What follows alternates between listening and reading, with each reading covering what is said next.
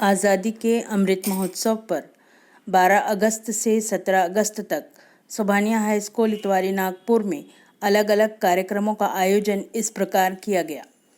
ऐसे competition, drawing competition, इस poster competition, rangoli competition, राखी समारोह, राखी मेकिंग कंपटीशन, घर घर तिरंगा रैली, वृक्षारोपण,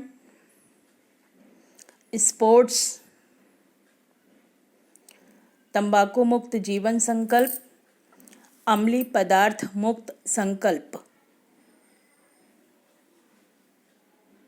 इंडिपेंडेंस डे प्रोग्राम्स में पैट्रियोटिक सॉन्ग्स और स्पीचेस ली गई। सामूहिक राष्ट्रगान। Thank you.